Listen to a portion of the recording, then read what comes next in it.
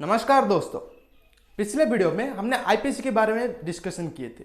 IPC क्या है, IPC को कब बनाया गया था, आईपीसी को कब ड्राफ्ट किया गया था, आईपीसी को कौन बनाया था एंड आईपीसी को बनाने के पीछे पर्पज क्या था, इसके बारे में हम पिछले वीडियो में डिस्कशन किए थे। एंड पिछले वीडियो में हमने ये भी डिस्कशन किए थे कि आईपीसी की चैप्टर 1 के हर एक सेक्शन को, यानी कि सेक्शन 1 से लेकर सेक्शन 5 तक, एंड चैप्टर 2 की कुछ सेक्शन 6 से लेकर सेक्शन 10 तक हमने डिस्कशन किए थे। अगर आप उस वाली वीडियो को नहीं देखे हैं तो इसका लिंक मैंने डिस्क्रिप्शन बॉक्स पर एंड यहाँ पर कार्ड पर दिया हुआ होगा, आप जाकर उस वाली वीडियो को देख लीजिए। आज के इस वीडियो पर हम शुरू करेंगे सेक्शन 11 से। Section 11 which says person. The word person includes any company or association or body of person whether incorporated or not। यानी कि किसी भी एक कंपनी या फिर किसी भी तरह का एक एसोसिएशन हो, आइदर किसी भी तरह का एक इंसान हो, उसको हम पर्सन के द्वारा डेनोट करते हैं। मान लीजिए कि कोई भी एक कंपनी हो या फिर किसी भी तरह का एक एसोसिएशन या फिर किसी भी एक इंसान को हम पर्सन के द्वारा डेनोट करते हैं। अब हम बात करते हैं सेक्शन 12 के बारे में, which says public. The word public includes any class of the public or any community। Public यानी कि किसी भी तरह का कम्युनिटी की एक इंसान को हम पब्लिक के द्वारा डिनोट करेंगे, चाहे वो हिंदुइज्म हो, चाहे वो मुस्लिम हो, चाहे वो क्रिश्चियन हो, किसी भी तरह का इंसान को हम पब्लिक के जो टैग के द्वारा डिनोट कर सकते हैं। चाहे आप एक ब्राह्मण हो, चाहे आप एक शूद्र हो या फिर वैश्य हो, किसी भी तरह का किसी भी कम्युनिटी की ग्रुप को हम पब्लिक के द्वारा डिनोट कर सकते हैं। सेक्शन 13 क्वीन, इसकी कुछ पर्टिकुलर डेफिनेशन नहीं है। अब हम बात करते हैं सेक्शन 14 के बारे में। Servant of government. The words servant of government denote any officer और servant continued, appointed or employed in India by or under the authority of India। Servant of government, government की सर्वेंट हम किसी को बोलेंगे? कोई भी इंसान अगर गवर्नमेंट के अंडर कोई भी एक काम करता है, किसी भी तरह का एक नौकरी करता है, उससे हम गवर्नमेंट सर्वेंट बोल सकते हैं। किसी भी तरह का एक नौकरी है, गवर्नमेंट नौकरी, चाहे वो इंडियन आर्मी हो, पुलिस हो, चाहे वो बैंक ऑफिसर हो, जो कोई भी इंडियन गवर्नमेंट का अंडर काम करता है, उसे हम इंडियन सर्वेंट ऑफ गवर्नमेंट बोलते हैं। इसकी कुछ एग्जांपल है Indian navy, Indian air force, Indian army, police, railway officer, ऐसे बहुत सारे गवर्नमेंट ऑफिसर है जो कि इन गवर्नमेंट ऑफ सर्वेंट के अंडर आते हैं। अब हम बात करते हैं सेक्शन 15 के बारे में, जो कि है ब्रिटिश इंडिया। इसका भी कोई पर्टिकुलर डेफिनेशन नहीं है। अब हम बात करते हैं सेक्शन 16, जो कि है गवर्नमेंट ऑफ इंडिया। इसकी भी कोई एक पर्टिकुलर डेफिनेशन नहीं है। अब हम बात करते हैं सेक्शन 17 के बारे में, जो कि है government. The word government denotes the central government or the government of a state। यानी कि किसी भी तरह का एक स्टेट गवर्नमेंट हो, चाहे वो सेंट्रल गवर्नमेंट हो, वो उसको हम एक गवर्नमेंट के द्वारा डिनोट करते हैं। अब हम बात करते हैं सेक्शन 18 के बारे में, जो कि कुछ इस तरह की है। India means the territory of India excluding the state of Jammu and Kashmir. India हम किसको बोलेंगे? जो इंडिया का भू क्षेत्र है expect Jammu and Kashmir. Jammu and Kashmir को छोड़कर जो भी हमारा इंडिया का भू क्षेत्र है, इसको हम इंडिया बोल देंगे। इसीलिए यहाँ पर लिखा गया है India means the territory of India excluding, यानी कि जम्मू एंड कश्मीर को छोड़कर और जो भी कोई जो भू क्षेत्र है इंडिया के अंदर, उसको हम इंडिया कंसिडर करेंगे। अब हम बात करते हैं सेक्शन 19 के बारे में, which says a judge। The word judge denotes not only every person who is officially designed as a judge, but also every person who is empowered by law to give in any legal proceeding, civil or criminal, a definitive judgment, or a judgment which, if not appealed against, would be definitive, or a judgment which, if confirmed by some other authority, would be definitive, or who is one of a body of persons, which body of person is empowered by law to give such a judgment। पहला है a collector exercising jurisdiction in a suit under Act 10 of 1859 is a judge, and दूसरा है a magistrate exercising jurisdiction in respect of a charge on which he has power to sentence to fine or imprisonment with or without appeal is a judge। तीसरा है a member of a panchayat which has power under Regulation 8/1816 of the Madras Code to try and determine suits is a judge. And चौथा है a magistrate exercising jurisdiction in respect of a charge on which he has power only to commit for trial to another court is not a judge. इस section पर किसी को हम जज बोल सकते हैं, इसकी डेफिनेशन यहाँ पर दी गई है, यानी कि कौन से लोग को हम जज बोलेंगे, यहाँ पर इसकी डेफिनेशन के बारे में बात की गई है। अब हम बात करते हैं सेक्शन 20 के बारे में, which says court of justice. The words court of justice denote a judge who is empowered by law to act judicially alone, or a body of judges which is empowered by law to act judicially as a body when such judge or body of judges is acting judicially. यानी कि यहाँ पर भी court of justice यानी कि किसी को न्याय देने के लिए कौन से क्राइटेरिया यहाँ पर नेसेसरी है, इसके बारे में बात की गई। अब हम बात करते हैं सेक्शन 21 के बारे में, जो कि है public servant. The words public servant denote a person following under any of the description here in after following name. यानी कि कौन से लोग को हम पब्लिक सर्वेंट बोलेंगे, इसकी अगर कोई भी इंसान इस फॉलोइंग क्राइटेरिया को फॉलो करता है तो उसको हम एक पब्लिक सर्वेंट बोलते हैं। तो पहला क्राइटेरिया है every commissioned officer in the military, naval और एयर फोर्सेस ऑफ इंडिया। यानी कि कोई भी इंसान अगर इंडियन एयरफोर्स, इंडियन नेवी या फिर इंडियन आर्मी में कोई भी एक कमीशन ऑफिसर है तो उसको हम एक पब्लिक सर्वेंट बोल सकते हैं। एंड दूसरा है every judge including any person empowered by law to discharge whether by himself or as a member of any body of persons any adjudicatory functions। यानी कि कोई भी इंसान जिसके पास पावर है किसी की ऑफिसर पोजीशन से हटा सके, उसको हम एक पब्लिक सर्वेंट बोल सकते हैं। एंड तीसरा है every officer of a court of justice including a liquidator, receiver or commissioner whose duty it is as such officer to investigate or report on any matter of law or fact or to make, authenticate or keep any document or to take charge or dispose of any property or to execute any judicial process or to administer any oath or to interpret or to preserve order in the court, and every person specially authorized by a court of justice to perform any of such duties। यानी कि कोई भी officer जिसके पास power है कि investigate करने के लिए या फिर किसी भी तरह का एक फैक्ट को चेक करने के लिए, जैसे कि हमारा इन्वेस्टिगेशन ऑफिसर हो गया या फिर सीबीआई जैसे हमारा बड़े बड़े ब्रांचेस हो गया, बड़े बड़े ऑफिसर, ये सारे एक पब्लिक सर्वेंट के अंदर आते हैं, जिसके पास पावर है कि वो जुडिशियरी प्रोसेस को फॉलो कर सकते हैं एंड किसी भी एक ओथ यानी कि शपथ को ले सके, उसको हम बोल सकते हैं एक पब्लिक सर्वेंट। एंड चौथा है एवरी जूरीमैन, एसेसर और member of a panchayat assisting a court of justice और पब्लिक सर्वेंट, इसको भी हम एक पब्लिक सर्वेंट बोल सकते हैं।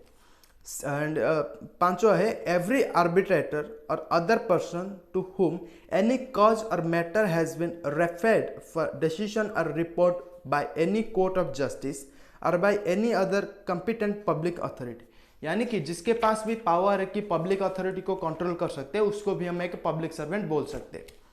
एंड सिक्स्थ है every person who holds any office by virtue of which he is empowered to place or keep any person in confinement। यानी कि कोई भी इंसान अगर पर्सनली किसी भी एक ऑफिस को होल्ड करता है एंड इसके पास पावर है कि और इंसान को रिक्रूट कर सके, उसको भी हम एक पब्लिक सर्वेंट बोल सकते हैं। एंड सेवेंथ है every officer of the government whose duty it is as such officer to prevent offences, to give information of offences, to bring offenders to justice or to protect the public health, safety or convenience। यानी भी कोई भी एक government officer हो जो कोई भी इंसान क्राइम करता है उसको पनिशमेंट दे सके, उसको भी हम एक पब्लिक सर्वेंट बोल सकते हैं। एंड जैसे कि फॉर एग्जांपल पुलिस ऑफिसर कोई भी किसी भी तरह का क्राइम करता है तो पुलिस ऑफिसर उसको जाकर पनिशमेंट देता है। एंड जो कोई भी ऑफिसर पब्लिक हेल्थ को प्रोटेक्ट करता है उसको भी हम एक गवर्नमेंट सर्वेंट बोल सकते हैं। फॉर एग्जांपल पुलिस ऑफिसर हो गया जो कि हमें प्रोटेक्ट करता है हमारी सोसाइटी से, and Indian air force, Indian navy, Indian army, ये सब हमें प्रोटेक्ट करते हैं, इसीलिए ये सारे पब्लिक सर्वेंट है। एंड एट है every officer whose duty it is as such officer to take, receive, keep or expend any property on behalf of the government or to execute any revenue process or to investigate the government or to make, authenticate, keep any document relating to the pecuniary interests of the government or to prevent the infraction of the law for the protection of the pecuniary interests of the government। यानी कि कोई भी officer अगर government के behalf पर किसी को investigate करने के लिए इसके पास पावर है, तो उसको भी हम एक पब्लिक सर्वेंट बोल सकते हैं। फॉर एग्जांपल सीबीआई क्या करता है कि इन्वेस्टिगेट करता है कि किसी के पास ब्लैक मनी है या नहीं, इसीलिए इसको हम एक पब्लिक सर्वेंट बोल सकते हैं। जिसके पास भी कुछ पावर है कि गवर्नमेंट के बिहाफ पर किसी को इन्वेस्टिगेट करने के लिए या फिर किसी को प्रोटेक्ट करने के लिए, इसको हम एक पब्लिक सर्वेंट भी बोल सकते हैं। And ninth है every officer whose duty it is as such officer to take, receive, keep or expend any property, to make any survey or assessment or to levy any rate of tax for any secular common purpose of any village, town, district, or to make, authenticate or keep any document for the ascertaining of the rights of the people of any village, town or district। यानी कि कोई भी officer जो जाकर गांव में या फिर किसी भी शहर में या फिर किसी भी टाउन में जाकर टैक्स कलेक्शन करता है, उसको भी हम एक पब्लिक सर्वेंट बोल सकते हैं। जो कोई भी जाकर जनगणना करता है गांव में या फिर विलेज, टाउन में या फिर किसी भी सिटी में, उसको भी हम एक पब्लिक सर्वेंट बोल सकते हैं। एंड टेंथ है every person who holds any office in virtue of which he is empowered to prepare, publish, maintain or revise an electoral roll or to conduct an election a part of an election।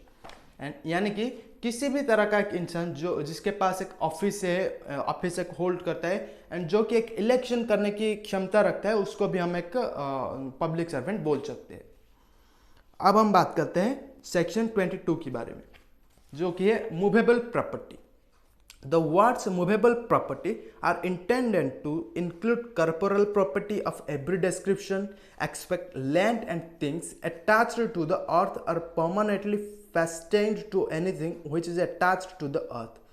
Movable property यानी कि कोई भी property जो कि अर्थ से connected है, उसको movable property बोल सकते हैं। जैसे कि हमारा लैंड हो गया, फील्ड, ये तो अर्थ से कनेक्टेड है, इसीलिए इसको मूवेबल प्रॉपर्टी नहीं बोल सकते। जैसे कि हमारा घर हो गया, ये भी अर्थ से अटैच्ड है, इसीलिए इसको मूवेबल प्रॉपर्टी नहीं कर सकते। लेकिन पैसा, गाड़ी एंड किसी भी तरह का प्रॉपर्टी जो कि अर्थ से वर्चुअली कनेक्टेड नहीं है, इसको ही हम बोल सकते हैं मूवेबल प्रॉपर्टी। अब हम बात करते हैं सेक्शन 23 के बारे में, जो कि है wrongful gain। Wrongful gain is gain by unlawful means of property to which the person gaining is not legally entitled।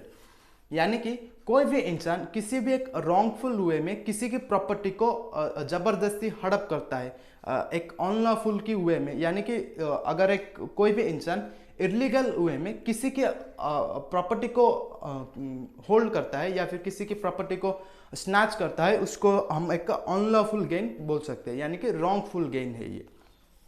अब हम बात करते हैं सेक्शन 24 के बारे में, जो कि है dishonestly, which says whoever does anything with the intention of causing wrongful gain to one person or wrongful loss to another person is said to do that thing dishonestly।